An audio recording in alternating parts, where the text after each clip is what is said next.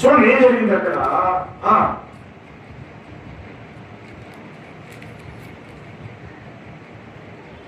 చూడండి, అప్పుడు ఆయన నీవు చేసిన పని ఏమిటి అని అడుగుతున్నాడు.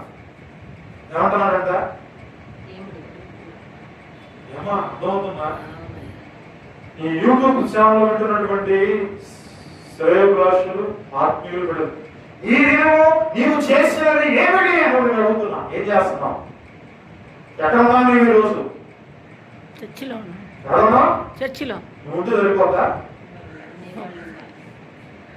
నీవు దేవుని సన్నిధిలో ఉంటేనే నీకు నీ జీవితం బాగుంటుంది, లేకపోతే లేదు. ఇందులో ఎక్స్క్యూషన్ లేదు, ఎవరి రికమెండేషన్ తప్ప లేదు. నువ్వు దేవుని మందిరంలో ఉంటే నీ జీవితము క్షేమము. నీవు దేవుని మందిరంలో ఉండాలి. నువ్వేం చేస్తున్నావు ఇప్పుడు ఈరోజు? ఎక్కడ ఉన్నావు? దేవుడు అడుగుతున్నాడు. ఏం కాదు, ఎవరు అడుగుతున్నారు? ఎవరు అడిగేది? అయ్యింది దేవుడు అడుగుతున్నాడు. నువ్వు చేసిన పని ఏమిటయ్యా అని అడిగినప్పుడు అడిగి ఏమంటున్నాడు? ఈ తమ్ముడి రక్తము యొక్క స్వరము నాలో నేలలో నుండి నాకు మొరపెట్టుతున్నది. హల్లెలూయా. నీకు తెలియదు, నువ్వు నటన చేస్తున్నావు. నాకు తెలుసు ఆ విషయం.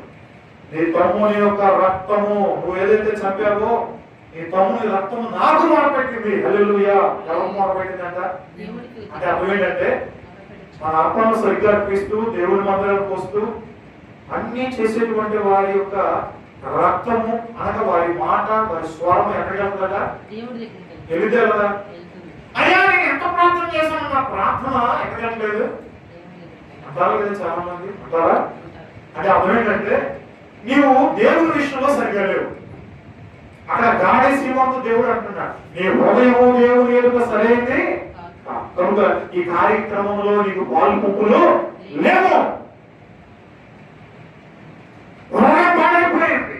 హృదయము ఘోరమైన వ్యాధితో కంపుతో ఉంది. కనుక నీవు దేవునికి అర్పణ అర్పించిన దేవుని దగ్గరికి ఎక్కడ ఉంటుందంట? ఏమంటే ఏం ఉపయోగం? క్రియలు లేని విశ్వాసము. నేను మీ ఆదివారాలు ప్రార్థన చేసిన ఏమండి నేను అంటాను, వాస్తవంగా అంటాను మనస్ఫూర్తిగా. అందులో ఎక్కువ మంది రాకుండా నో ప్రాబ్లం. వచ్చి తాను తప్పుగా ఉండాల్సిన అవసరం లేదు. ఏం ఉపయోగం?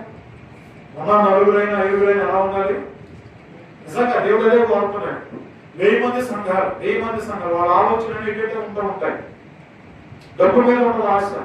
మాస్టర్ గారికి ఏమైతే పోతుంది మందిరం అయ్యాక, ఇదే ఆలోచన వాక్యం. ఇంకోటి చెప్తావు, ఓసాన మందిరంలో అందరూ కట్టున్నారు.